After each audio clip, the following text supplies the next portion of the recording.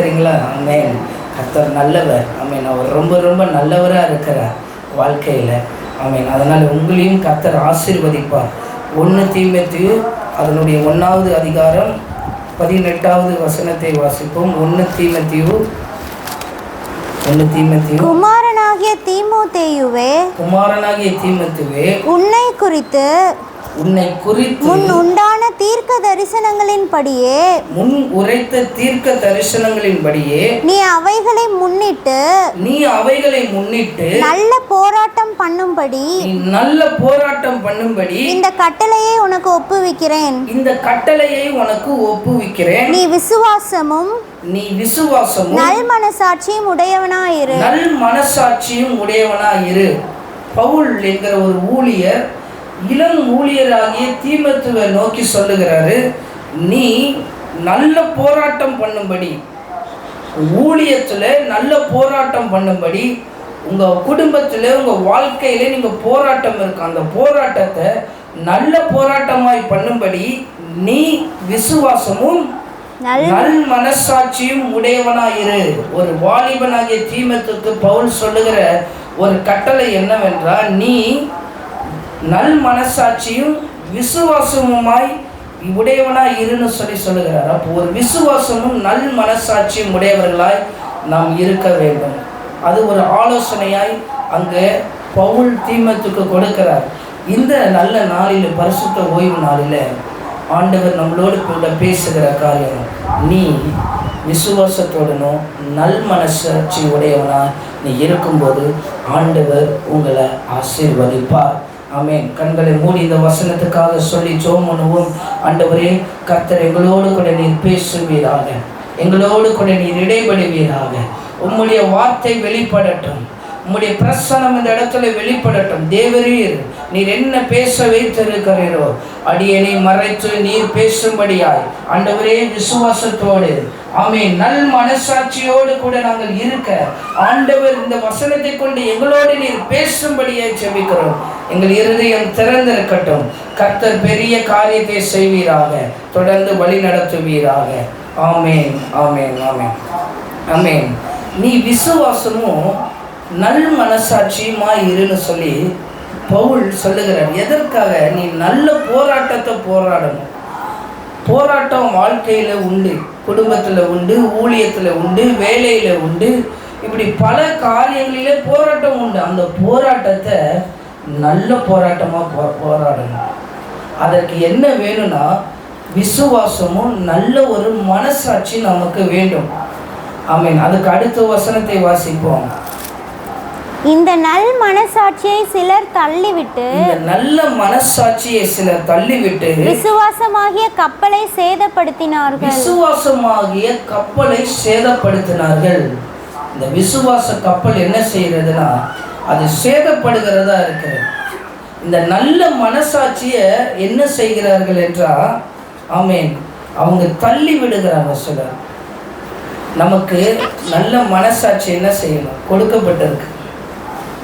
அது என்ன செய்யுதுன்னா குற்ற மனசாட்சியாக நம்ம மனசாட்சி மாறிடுது. சில பேர் தீங்கு செய்யும்போது கேட்பாங்க, உன் மனசாட்சி உனக்கு குத்தலையா, உன் மனசாட்சி உனக்கு உறுத்தலையான்னு கேட்பாங்க. நல்ல மனசாட்சியை குற்றமுள்ள மனசாட்சியாக மாற்றுறது யாருடைய வேலைனா பிசாசினுடைய வேலை, பிசாசினுடைய தந்திரம். உங்கள் மனசாட்சி நல்ல மனசாட்சி.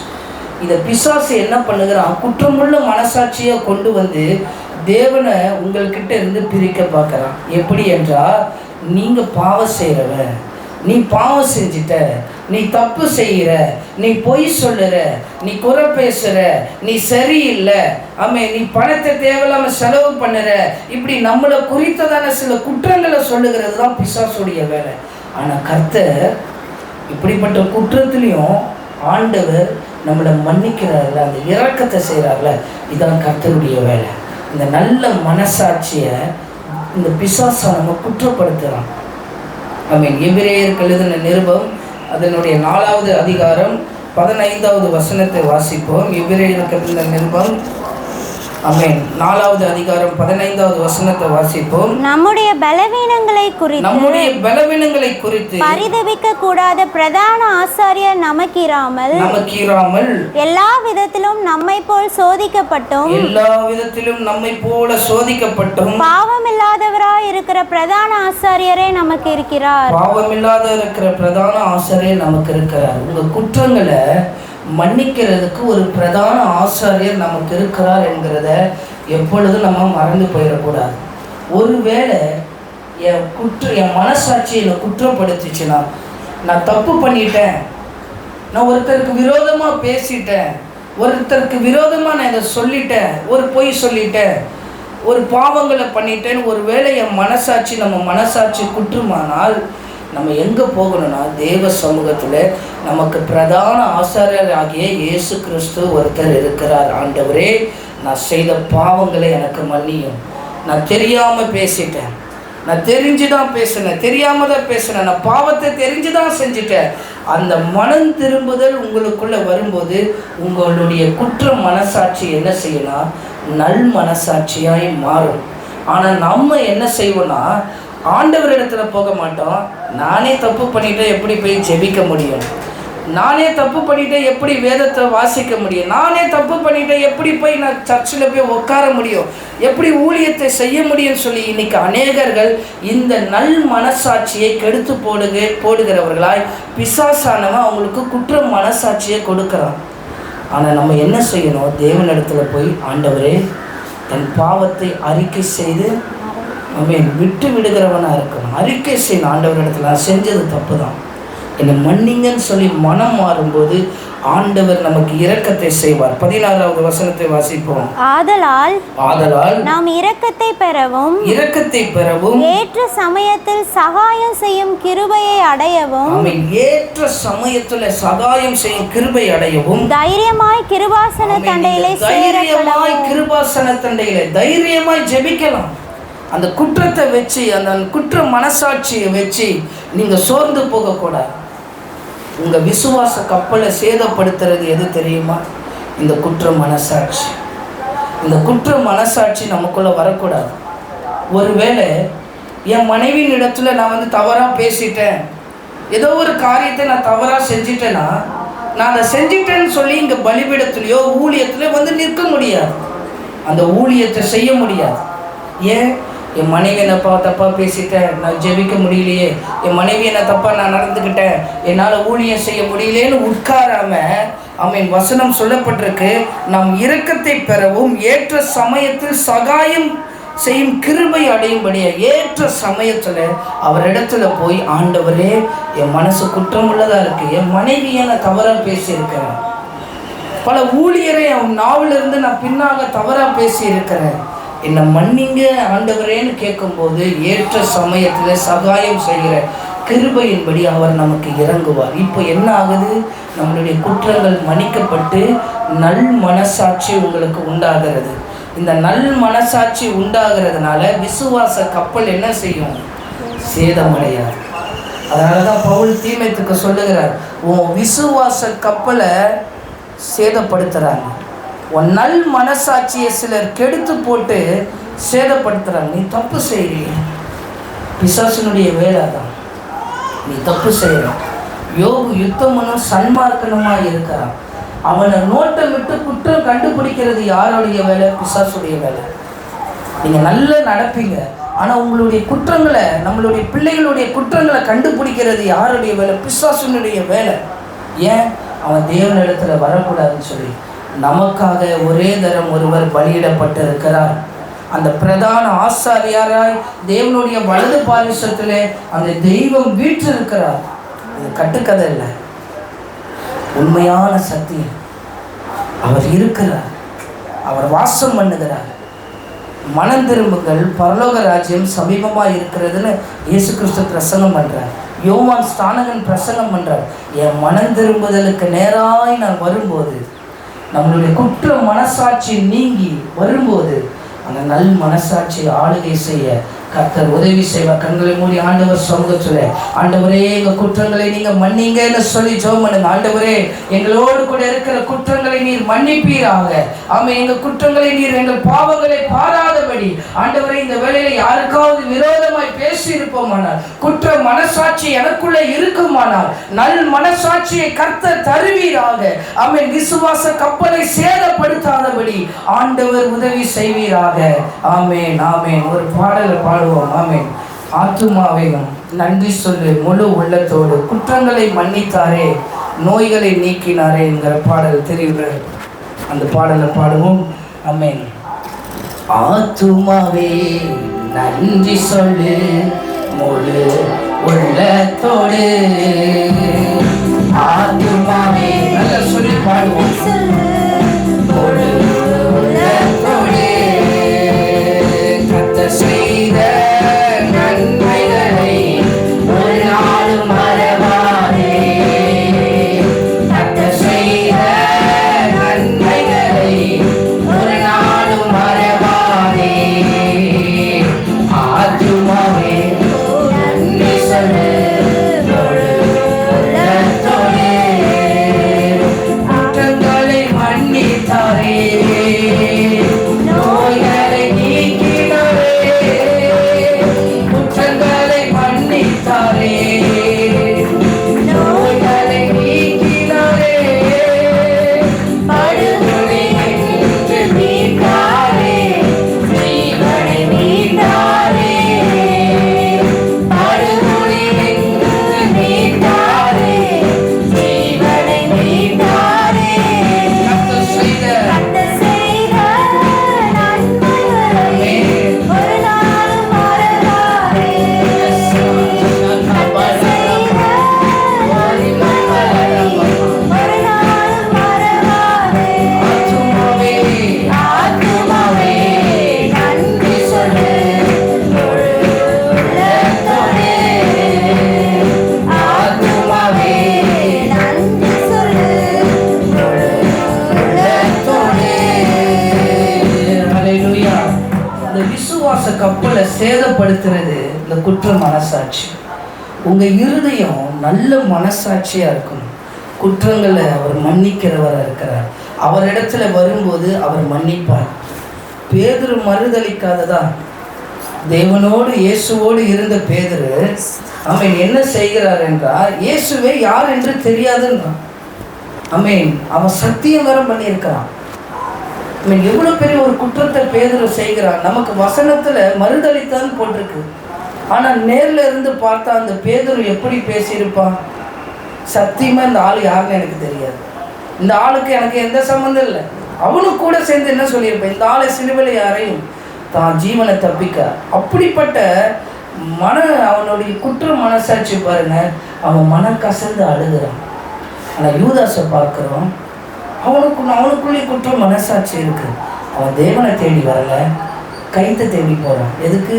நாண்டுக்கிட்டு செத்தான் என்று வேதம் வசனம் சொல்லுகிறது. இன்னைக்கு வாலிப பிள்ளைகள் அநேக தற்கொலை பண்ணுறாங்க. அநேகர் ஏதாவது தற்கொலை பண்ணிக்கலாமான்னு முடிவு எடுக்கிறாங்க. ஏன்? என் வாழ்க்கை நல்லா இல்லை, என் வேலை ஃபெயிலியராக இருக்கு, கடன் பிரச்சனைனால அநேகர் தற்கொலை பண்ணிக்கலாமான்னு முடிவு பண்ணுறாங்க. இந்த தற்கொலை எண்ணத்தை கொண்டு வருகிறது பிசாசினுடைய வேலை. யூதாசுக்கும் பிசாசு என்ன செய்கிறான்? அந்த தற்கொலை எண்ணத்தை கொண்டு வருகிறான். ஆனால் பேதுரு தற்கொலை எண்ணத்தினால கைத்தை தேடி போட அவன் மறுபடியும் ஆண்டவர் இடத்துல வருகிறான். கர்த்தர் அவனை மன்னிக்கிறார்.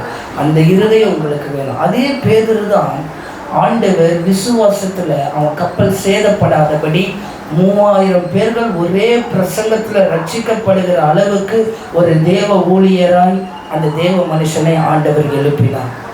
யூதாஸ் காரியத்தில் இருந்தால் கர்த்தர் அவனையும் அப்போஸ்தலர்கள் ஒன்றா எழுப்பியிருப்பான். ஆனால் அவன் தற்கொலை பண்ணுகிற குற்ற மனசாட்சி அந்த விசுவாச கப்பலை சேதப்படுத்து. கப்பல் கடல் நீரில் அது உடைஞ்சு போயிடுச்சுன்னா என்ன ஆகும்? முழுகி போயிடும். அதுபோல் வாழ்க்கையை முடிக்கணும் அப்படின்றதான் பிசாசு என்ன செய்கிறான்? விசுவாச கப்பலை சேதப்படுத்த அந்த குற்றம் உள்ளவர்களை வந்து நிற்க வைக்கிறான். அந்த தேவனிடத்தில் மனம் திரும்புவோமானால் ஆண்டவருடைய வருகை சமீபமாக இருக்கிறது. மனம் திரும்புவோமானால் ஆண்டவர் பரலோக ராஜ்யத்துக்கு நேராய் நம்மளை கொண்டு செல்வார். இதோ தேவ ராஜ்யம் உங்களுக்கு சமீபமாய் வந்திருக்கிறதுன்னு வசனம் சொல்லியிருக்கிறது. நாங்கள் விசுவாசித்து சொல்லுகிறோம். இந்த பகுதியில் ஆண்டவர் தேவ ராஜ்யத்தை கொண்டு வந்திருக்கிறார். அது இங்கே இருக்கிற ஆத்துமாக்களை பரலோகத்துக்கு நேராய் கொண்டு செல்லுகிறதா இருக்கும். ஆமென். ஒரு இயேசு கிறிஸ்துவனுடைய ஊழியக்காரராகிய இந்த சீஷர்கள் படகுல போகிற அந்த சம்பவம் நமக்கு நல்லா தெரியும். அந்த சம்பவத்தில் இயேசு கிறிஸ்துவும் கப்பலில் இருக்கிறார், சீஷர்களும் இருக்கிறாங்க. இப்போ இந்த விசுவாச படகு என்ன செய்யற, பெரும் காற்று அவங்களுக்கு நேராய் வருது, ஒரு சுழல் காற்று அவங்களுக்கு நேராய் வருது. ஆனால் படகுல யார் இருக்கிறா? இயேசு இருக்கிறார். வசனம் சொல்லப்பட்டிருக்கிறது, அவர் அயர்ந்த நித்திரையாய் இருக்கிறார். அவர் தூங்கிட்டு இருக்கிறார். அவர் ஊழியத்தினால சில காரியத்தினால அவர் 100% மனுஷராக இருந்தனால படகுல தூங்கிக்கிட்டு இருக்கிறார். ஆனால் கூட யார் இருக்கிறாரு என்பதை சீஷர்கள் மறந்து போயிட்டாங்க. இயேசு கிறிஸ்து கூட நம்மளோடு இருக்கிறார். நம்மளும் இந்த விசுவாச வாழ்க்கையில ஆண்டவரை நம்பி போகிற வாழ்க்கையில மறந்து போயிடும். இயேசு நம்ம கூட இருக்கிறார் என்கிறத சில நேரத்தில் மறந்து போயிடும். எனக்கு ஒரு ஃபோன் கால் வரும்போது, ஒரு நண்பரோடு பேசும்போது அவர் அதை தான் சொன்னார். நான் பல நேரம் ஜெபிக்கிறேன், ஆனால் ஆண்டவர் கூட இருக்கிறாரானே தெரியல. சில நேரத்தில் என்ன செய்யப்படுறது, ஆண்டவர் இருக்கிறாரானே தெரியல. பெரும் காற்று, நடு கடலில் காற்று வீசுது.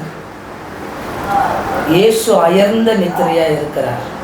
இயேசு தூங்கி கொண்டிருக்கிறார். நம்ம வாழ்க்கையிலும் ஒரு பெரும் காற்று வீசப்படும், ஒரு பெரும் சுழல் காற்று வீசப்படும். உங்க விசுவாச படகை அதை சேதப்படுத்த, உங்க விசுவாச வாழ்க்கையை சேதப்படுத்த ஒரு பெரும் காற்று வீசும். ஆனாலும் நீங்க விசுவாசத்தோடு இருக்கணும். இப்போ ஐயரே நாங்கள் மடிந்து விழுகிறோம், உமக்கு கவலை இல்லையான்னு கேட்கிறாங்க. இயேசுவுக்கு கவலை இல்லையான்னு கேட்கும்போது இயேசு கையை நீட்டி காற்றையும் ஆமென் எல்லாவற்றையும் இயேசு அதட்டினார். காற்றே அவருக்கு கீழ்ப்படியுது. நம்ம காற்றை பார்த்து என் பக்கம் அடிக்காதன்னு சொன்னால் கேட்குமா? இல்லை காற்றை என் பக்கம் வராத, அந்த பக்கம் திரும்பி போ, புழுதியாக இருக்குது, நீ இந்த சைடு திரும்பி போனால் கேட்டுருமா? இல்லை கடலை பார்த்து அலைலாம் அடிக்காத, நீ எனக்கு ஸ்விம்மிங் பூலில் இருக்கிற தண்ணி மாதிரி மாறிடு, நான் அலை அடிக்காமல் குளிச்சுட்டு அப்படியே அழகாக வரேன். இல்லை கடலை பார்த்து எனக்கு உப்பு தண்ணி இல்லாமல் மினரல் வாட்டராக நீ மாறிடு, நான் குளிச்சுட்டு அழகாக நீட்டாக வந்துடுறேன். இல்லை கடல் மணலை பார்த்து நடந்து போகிறேன், காலில் மண் ஓட்டுது, நீ மண்ணாக இருக்காத, தரையாக மரணம் மாறிடுமா? ஆனால் இயேசு கிறிஸ்து சொல்கிறார், காற்றும் ஆமென் அலையும் அவருக்கு கீழ்ப்படுகிறது. அப்போ நம்மளோடு இருக்கிறவர், படகுல தூங்கினவர் யாரு? காற்றையும் கடலையும் அதட்டுகிற இயேசு உங்கள் குடும்பத்தில் அவர் இருக்கிறார், உங்களோடு அவர் இருக்கிறார். அந்த விசுவாச வாழ்க்கையிலே தேவனாகிய கர்த்தர் நம்மளோடு இருக்கிறார். அந்த கப்பலை சேதப்படுத்தாத அளவு அந்த விசுவாசம் நமக்குள்ள இருக்கணும். தேவன் எப்படிப்பட்டவர் என்கிற ஒரு விசுவாசம் நமக்குள்ள இருக்கணும். அவர் நம்மளோடு தான் இருக்கிறார். அவர் காண்கிற தேவன். இப்போ ஆராதனையிலே நம்ம பார்த்தோம், எல்ரோயி என்னை காண்கிற தேவனாய் இருக்கிறார் என்று. அவர் எல்லாவற்றையும் பார்த்து கொண்டு இருக்கிறார், எல்லாவற்றையும் சிந்தித்து கொண்டு இருக்கிறார். நம்மளுடைய சிந்தனைகளை அறிந்து, இயேசு அவருடைய சிந்தனைகளை அறிந்துன்னு வசனம் இருக்கு, எல்லாவற்றையும் அறிகிறார். அவர் படகுல உங்கள் விசுவாச வாழ்க்கையில் அவர் இங்கே தான் இருக்கிறார். சில நேரத்தில் எங்களுக்கு சோர்வு வரும். இப்படி உள்ள ஒரு சபையை வச்சிருக்கிறோம், இந்த சபையில் எப்படி ஆத்துமாக்கள் வர முடியும், எப்படி இங்கே தேடி வர முடியும்னு நாங்கள் எங்களுக்குள்ளே இருக்கோம். ஆனால் படகுல விசுவாச வாழ்க்கையில் யார் இருக்கா? இயேசு கிறிஸ்து இருக்கிறார். அதை நாங்கள் விசுவாசிக்கும் போது ஒருபோது சோர்ந்து போக மாட்டோம். வாக்கு பண்ணினவர், அவர் உண்மை உள்ளவராக இருக்கிறார், அவர் அதிசயங்களை செய்கிறவராக இருக்கிறார். அவர் உங்களை ஆசீர்வதித்து நடத்துவார். ஆமென். எபிரேயர் 11:6 வாசிப்போம். விசுவாசம் இல்லாமல் தேவனுக்கு பிரியமாய் வாழ முடியாது.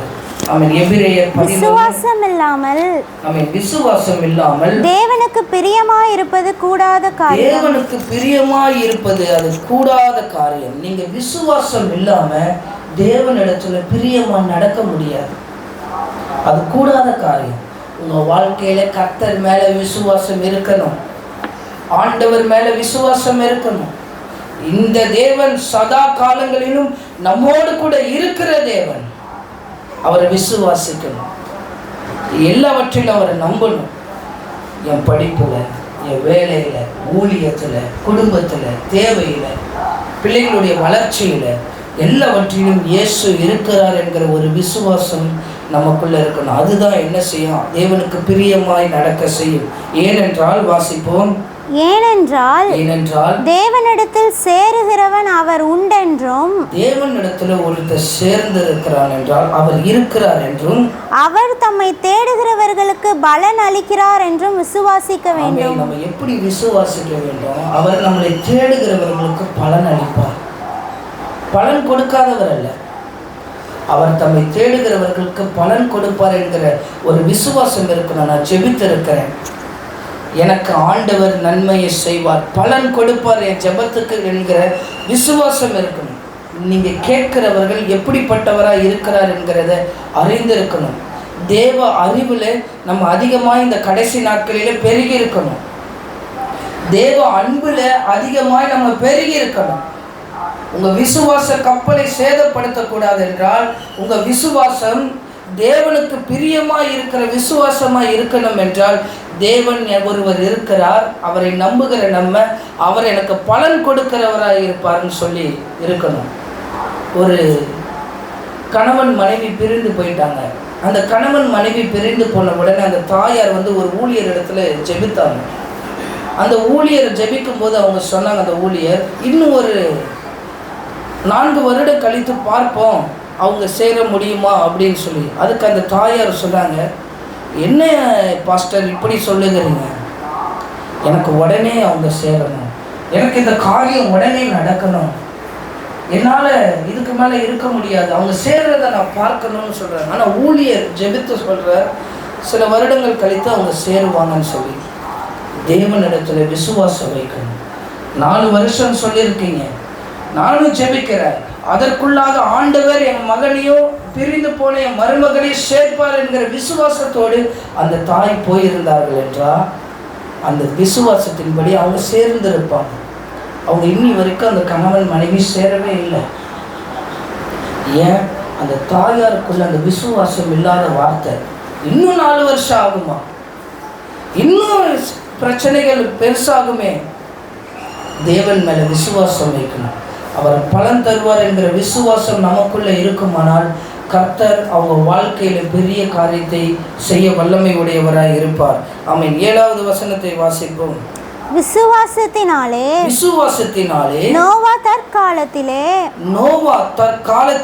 காணாதவைகளை குறித்து தேவ எச்சரிப்பு பெற்று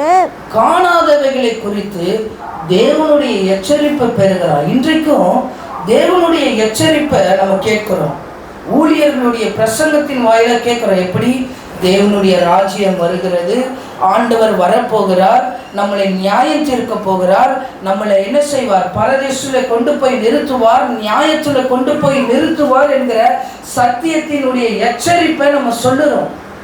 அந்த எச்சரிப்பை விசுவாசிக்கணும், கர்த்தர் வரப்போகிறார்னு சொல்லி அந்த தேவ பயத்தோடு வாழணும். நோவா துன்மார்க்கமாய் வாழ்ந்த மனுஷர் இடத்துல போய் சொல்லுறான், ஆண்டவர் இதை அழிக்க போறாரு, நீங்க எல்லாம் மனம் திரும்புங்கள். எந்த ஜனங்களும் கேட்கப்படலை.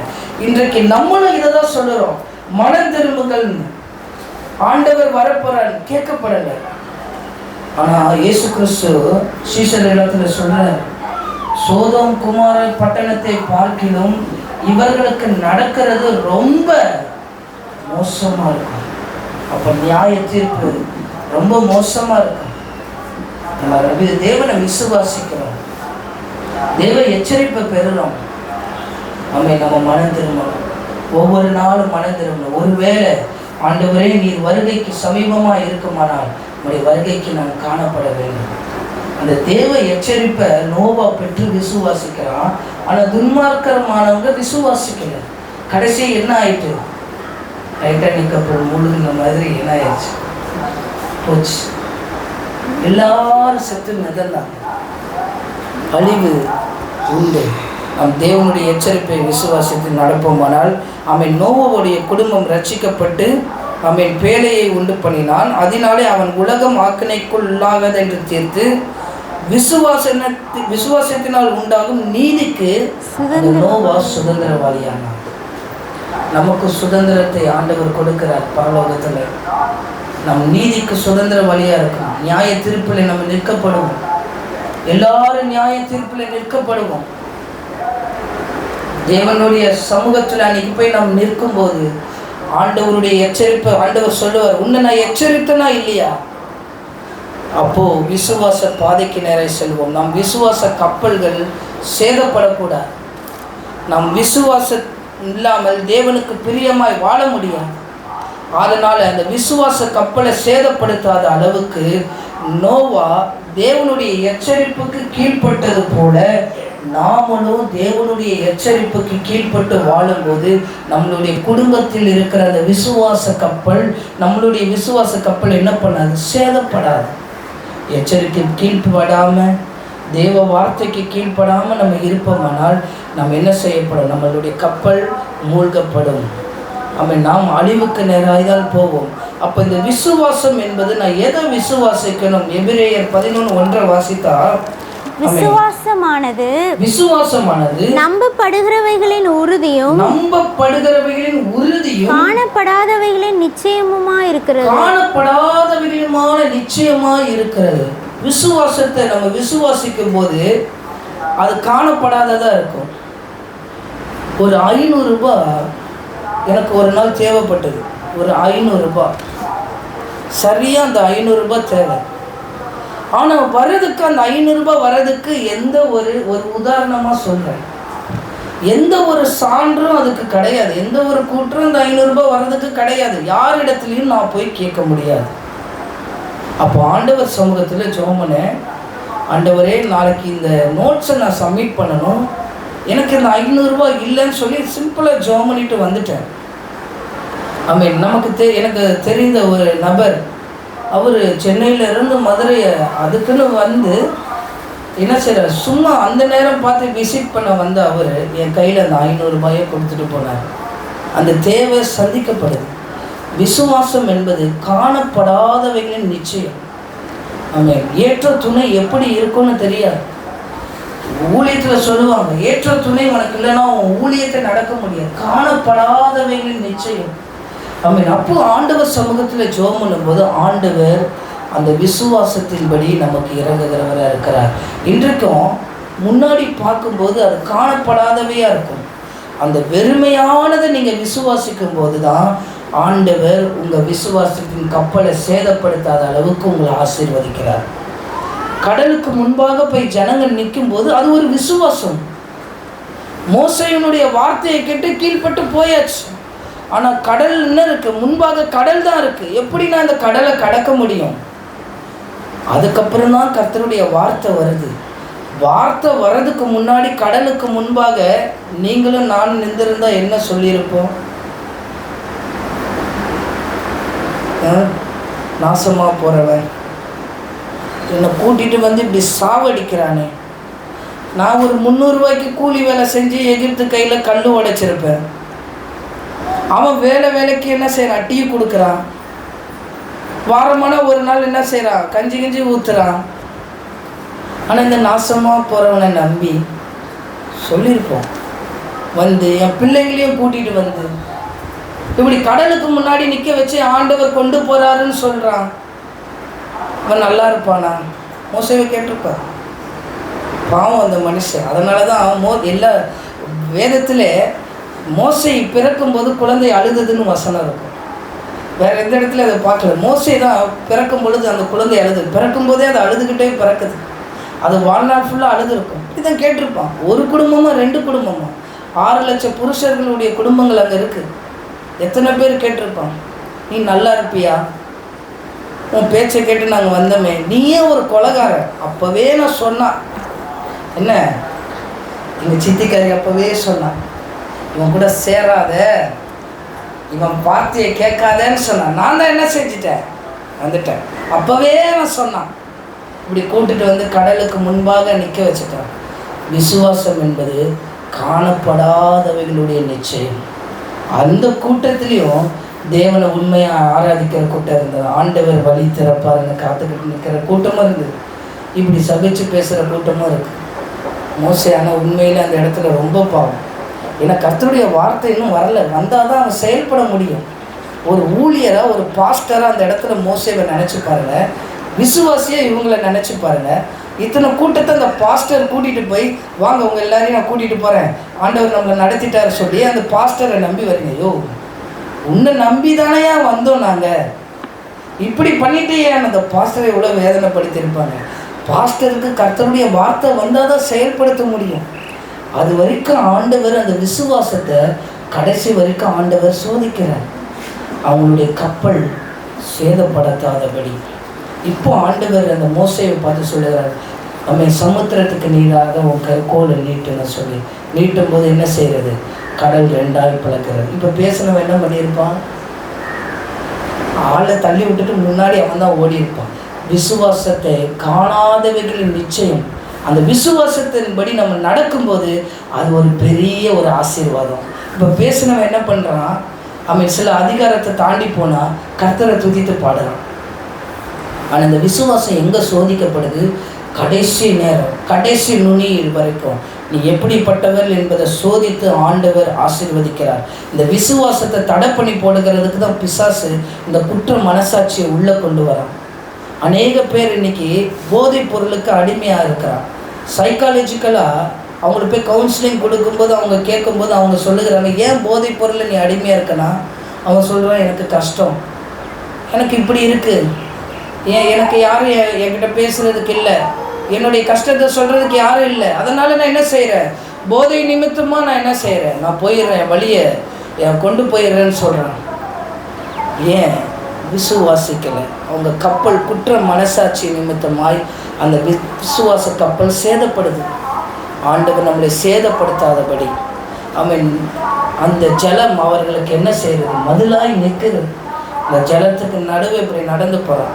இப்போ பேசணும்னு போகிறான், ஆண்டவரை துதித்ததும் போகிறான். விசுவாசம் என்பது காணப்படாதவர்களுடைய நிச்சயமாக இருக்கிறது. இன்றைக்கும் நல்ல வேலை கிடைக்கணும்னு நினைக்கிறோமா, நல்ல உயர்வு கிடைக்கணும்னு நினைக்கிறோமா, நல்ல ஆண்டவர் சமூகத்தில் வளரணும்னு நினைக்கிறோமா? விசுவாசம் என்பது காணப்படாதவைகளுடைய நிச்சயமாக இருக்கிறது. நீ விசுவாசித்தால் தேவனுடைய மகிமையை பார்ப்பாய். தேவனுடைய மகிமை உன்னை காணும். அந்த மகிமை உங்களை நிரப்பும், அளவில்லாமல் உங்களை ஆசீர்வதிக்கும், உங்களை சந்தோஷத்துக்கு நேராய் உங்களை பலத்தோடு அந்த மகிமை கொண்டு செல்லும். நீங்கள் விசுவாசிக்கணும். இந்த கப்பல் சேதப்படுத்தாத அளவு விசுவாசிக்கணும். பவுல் பிரயாணப்பட்டு கப்பலில் இத்தாலி தேசத்துக்கு போகிறார். அவர் போகும்போது சொல்லுறாரு, இந்த இடத்துல புயல் வர மாதிரி இருக்குது, கப்பலில் இருக்கிற பொருட்களை எல்லாம் எடுத்து வெளியே போட்டுருங்க, கப்பல் வெயிட் ஆயிடுச்சுன்னா புயலில் அடித்து நம்ம மடிந்து போவோம். ஆனால் அந்த 100க்கு அதிபதி அதை விசுவாசிக்கலை. அந்த 100க்கு அதிபதி அந்த கப்பலில் இருக்கிற அந்த தலைவர் சொல்கிறார், அவரை விசுவாசிக்காமல் கப்பல் ஓட்டுகிற மாலுமியை விசுவாசிக்கிறார். நம்ம இன்றைக்கி பஸ்ஸில் பிரயாணம் பண்ணுகிறோம், மற்ற இதில் ட்ரெயினில் பிரயாணம் பண்ணுகிறோம். ஒரு டிரைவர் தானே ட்ரெயினை ஓட்டுறாரு, அத்தனை பேசஞ்சரை ஒரு டிரைவர் தான் ஓட்டுறாரு. அந்த பேசஞ்சரை ஓட்டுற அந்த டிரைவரை தான் நம்ம என்ன செய்கிறோம், விசுவாசித்து ஏறுகிறாங்க மக்கள். ஆனால் நீயும் நாமளோ தேவ பிள்ளைகள் ஆண்டவரை விசுவாசித்து ட்ரெயினில் ஏறணும், ஆண்டவரை விசுவாசித்து போகணும். டிரைவரை நம்பி போகக்கூடாது. பார்த்தோம் நியூஸில், பஸ்ஸு இப்படி போகிற பஸ்ஸு இப்படி போய் திரும்பி இந்த பக்கம் நிற்கிது, 2-3 நேருக்கு நேர் மோதி. தேவனை விசுவாசித்து போகணும். டிரைவரையோ மற்றவர்களையோ நம்பி இல்லை. அவர்களுக்காக ஜெபம் பண்ணணும். ஆண்டவரே போகும்போது பிரயாணத்தை ஆசீர்வதிங்க, டிரைவரை ஆசீர்வதிங்க, நல்ல தூக்கம் இல்லாத ஒரு பிரயாணத்தை கொடுங்கன்னு சொல்லி ஜெபம் பண்ணணும். இப்போ கர்த்தரை விசுவாசித்து போகணும். பவுல் சொல்லும்போது கேட்கலை, அந்த மாலுமி கேட்கல. அப்போஸ்தலர் 27 7வது வசனத்தை வாசிப்போம். அப்போஸ்தலர் 27வது அதிகாரம் 7வது வசனத்துக்கு வருவோம். காற்று எங்களை தடுத்தபடியினாலே நாங்கள் அநேக நாள் மெதுவாய் சென்று காற்று என்ன செய்து, விசுவாச கப்பலில் காற்று உங்களை தடுக்குது. உங்க வாழ்க்கையில தேவையில்லாத காற்று உங்களை தடுக்குது. ஏன்? நீங்கள் பிரயாணமாய் போகக்கூடாது என்று சொல்லி, நீங்கள் பிரயாணமாய் இருக்கக்கூடாது என்று சொல்லி. ஆமென். வெகு காலமாய் இந்த கப்பல் போய்கொண்டே இருக்கிறது. அப்படிதான் இருக்கிறது. 15வது வசனத்தை வாசித்தோம் என்றால், கப்பல் அதில் அகப்பட்டு கொண்டு காற்றுக்கு எதிர்பட்டு போகக்கூடாதபடியினால் காற்றின் போக்கிலேயே கொண்டு போகப்பட்டுருச்சு. நம்ம வாழ்க்கை விசுவாச பாதை எப்படி இருக்கு? கப்பல் எதிர்பட்டு போக முடியல. காற்றுல எல்லா சூழ்நிலையும், எல்லா பிரச்சனைகளும், எல்லா தேவைகளும் ஒரே டைம்ல மொத்தமா வந்து பிரச்சனை மாதிரி நம்ம நிற்கும் போது நமக்கு எதிராக என்ன இருக்கு? காற்று இருக்கு. இந்த காற்று நம்முடைய வாழ்க்கையில விசுவாச கப்பலில சேதப்படுத்துற அளவுக்கு காற்று நிற்குது. முன்னோக்கி உன் வாழ்க்கையில நீ போக முடியல. ஆனா தேவனிடத்துல விசுவாசவை, ஆமென், அந்த கப்பல் போகும். பவுல் அவ்வளோ சமயத்திலும், ஆமென், 20வது வசனத்துல வாசிக்கிறேன், இனி தப்பி பிழைப்போம் என்ற நம்பிக்கை முழுமையும் அற்று போயிற்று. ஒரு துளி நம்பிக்கையும் இல்லை. கப்பல்ல அழிய போறேன்னு நினைக்கிற பொழுது என் வாழ்க்கை அவ்வளவுதான், முடிஞ்சு போச்சேன்னு நினைக்கிற போது ஆண்டவர் ஒரு புது வாழ்க்கையை நமக்கு கொடுக்கிறார். எப்போ? நம்ம விசுவாசிக்கும் போது, தேவனுடைய மகிமையை நம்ம பார்க்கும்போது. வாழ்க்கை அவ்வளோதான், இனி அவ்வளோதான், முடிஞ்சு போச்சு வாழ்க்கை அப்படின்னு நினைக்கும் போது ஆண்டவர் புது வாழ்க்கையை நமக்கு துவக்குகிறார். அவன் 24வது வசனத்தை வாசிப்போம்.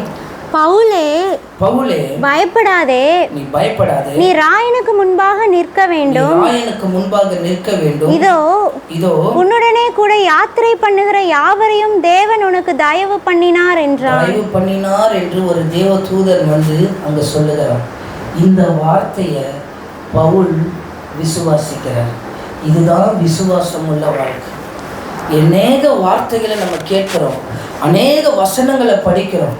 அந்த கர்த்தர் சொன்ன வார்த்தையை நம்ம விசுவாசிக்கணும். நான் உனக்கு ஜாதிகளுக்கு உன்னை தீர்க்கதரிசியாக கட்டளையிட்டேன் ஆண்டவர் சொல்கிறார். எரேமியா தீர்க்கதரிசிக்கு அந்த எரேமியா அந்த அழைப்பு வசனத்தை விசுவாசிக்கிறார்.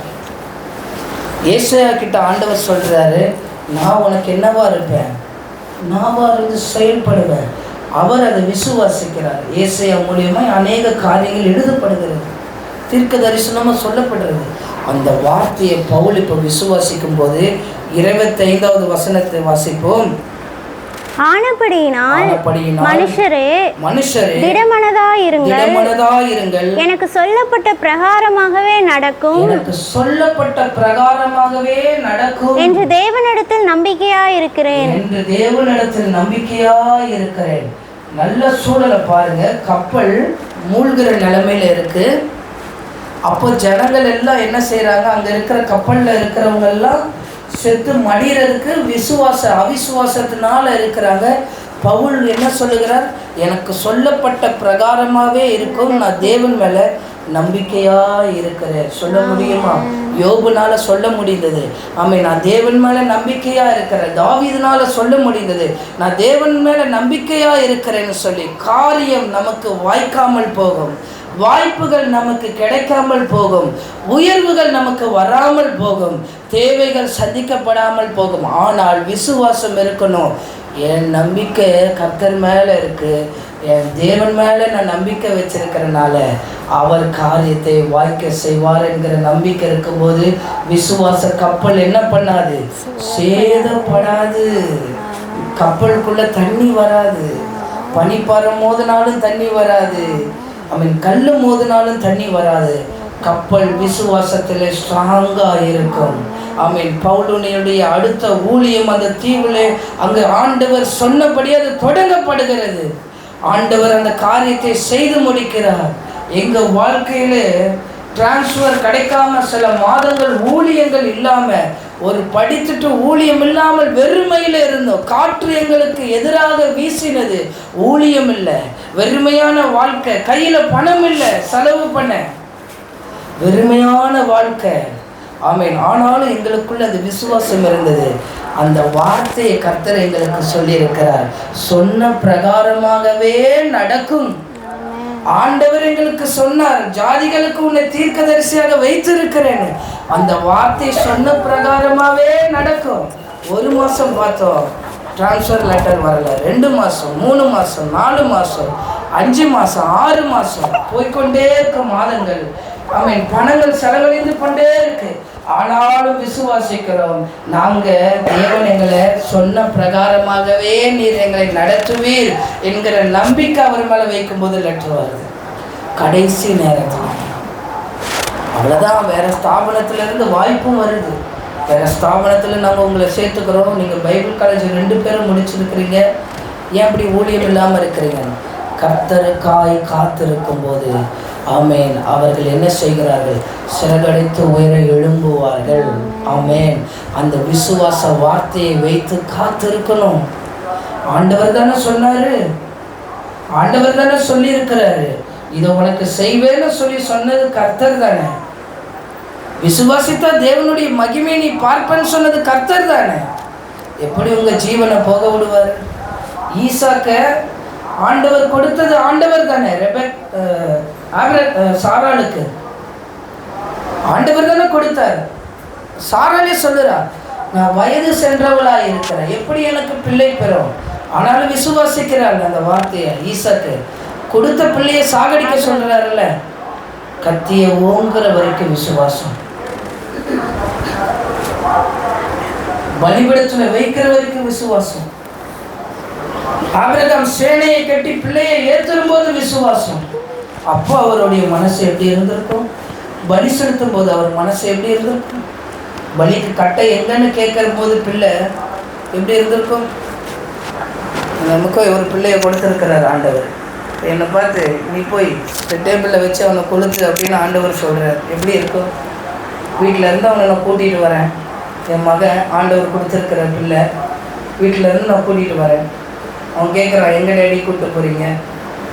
ஆண்டவர் பலி செலுத்த கூப்பிட்டு போகிறோம். பலிக்கு இது இருக்கு, ஆட்டுக்குட்டி எங்கே அப்படின்னு கேட்குறான். ஆண்டவர் பார்த்து பார்ப்பான்னு சொல்லி கூட்டிகிட்டு வரேன். பிள்ளை எங்கள் சர்ச்சு வரைக்கும், சர்ச்சுக்குள்ளே வந்தாலும் எவ்வளோ பயமாக இருக்கும். இந்த இடத்துல நான் பலி செலுத்தணும். பிள்ளையை தூக்கிட்டு அந்த சபை வாசலில் நிற்கும் போது ஒரு தகப்பன் இருதயமா எப்படி இருக்கும்? பிள்ளை சாக போகுது அப்படின்னு நினைக்கும் போது அந்த பயம் இருக்காது. ஆனால் சொன்னது யார்? கர்த்தர். அதுதான், அதனால தான் ஆபிரகாம் விசுவாசத்தினுடைய தகப்பனாக இருக்கிறார். அந்த விசுவாசம் நமக்குள்ள இருக்கும். நீர் என்னை கொன்று போட்டாலும் உன் மேலே நம்பிக்கையாக இருப்பேன், நீர் என்னை சாகடித்தாலும் உன் மேலே நம்பிக்கையாக இருப்பேன். அதுதான் நம்ம தெய்வம். அகஸ்டின் ஜெபக்குமார் ஊழியம் செய்யும் போது உன்னை கொன்று வேண்டான்னு சொன்னாங்களாம். கோடை கிழிச்சியும், இந்த கோட்டை நீ தாண்டலைன்னா உன்னை கொன்று போட்டுருவேன் நாங்கள் அந்த ஊழியரை. அவர் நேரம் அந்த கோட்டை தாண்டி சொன்னவன் அவனை வந்து என்னை கொல்லுடா, நீ என்னை கொன்னா 1000 அகஸ்டின் ஜெபக்குமார் இந்த இடத்துல வருவாங்க. இந்த இடத்துல ஆமென் தேவனுக்காய் ரத்த சாட்சியை மறித்தா இந்த மாதிரி 10,000 பேர் ஆண்டவர் எழுப்பிடுவார். அதனால தான் பெரியார் சொல்லுவார், கிறிஸ்தவர்கள் மூட்டைப்பூச்சி மாதிரி. அந்த மூட்டைப்பூச்சியை நசுக்க நசுக்க அது ரத்தத்துல இருந்து என்ன செய்யும்? வந்துக்கிட்டே இருக்கும். ஆமென். அது நசுக்க நசுக்க நம்ம எழும்பும். அதனால ஒரு தேவ ஊழியரும் பாடியிருக்கிறார், கிறிஸ்தவனை டிஸ்டர்ப் பண்ணாத, அவன் அசால்ட்டாக எண்ணினாங்க. இன்னைக்கு இந்தியாவில் சிறுபான்மை உள்ள ஜனம்னு சொல்லி நம்மளை பிரித்து வைத்திருக்கிறாங்க கிறிஸ்தவத்தை. நீங்கள் பார்த்தீங்கன்னா தெரியும், இந்துக்கள் மதத்தை சார்ந்தவர்கள் அதிக எண்ணிக்கையில் இந்த தேசத்தில் இருக்கிறாங்க, இஸ்லாமியர்களும் இருக்கிறாங்க, கிறிஸ்தவர்கள் கொஞ்சம் தான். ஆனால் நாம் ஆராதிக்கிறவர் பெரியவர். ஆமென். அதனால் சின்ன கூட்டமாக இருந்தாலும் பயங்கரமான ஒரு எழுப்புதலுக்கு நேராக இந்த தேசத்தையே ஜபத்தில் தாங்குகிறவர்களாக கர்த்தர் நம்மளை வைத்திருக்கிறார். அந்த விசுவாசம் நமக்குள்ள இருக்கும். நான் என் பிள்ளையை வச்சுட்டு கத்தி எடுத்து குத்துனா எப்படி ஆண்டவரே நீ கொடுத்துட்டு இப்படி சொன்னீரேன்னு ஒரு வார்த்தையாச்சும் ஜோமணி. அந்த விசுவாசம் கப்பல் சேதப்படுத்தக்கூடாதுன்னா ஆண்டவரை முழுமையாக விசுவாசிக்கணும். விசுவாசத்தினால நீதிமான் பிழைக்கிறான், அவன் பிழைச்சான். துன்மார்க்கணும் போயிடலாம். விசுவாசிங்க, தேவனுடைய மகிமையை காண்பீர்கள். ஆண்டவர் பெரிய காரியத்துக்கு நேராய் நம்மளை கொண்டு செல்வார். நம் கண்களை மூடி ஜெபம் பண்ணுவோம். ஆண்டவர் நம்மளை ஆமென் பெரிய காரியத்துக்கு நேராய் கொண்டு செல்ல விசுவாச கப்பல் சேதப்படுத்தக்கூடாதுன்னு சொல்லி ஒரு ஷக்கல்லாராமா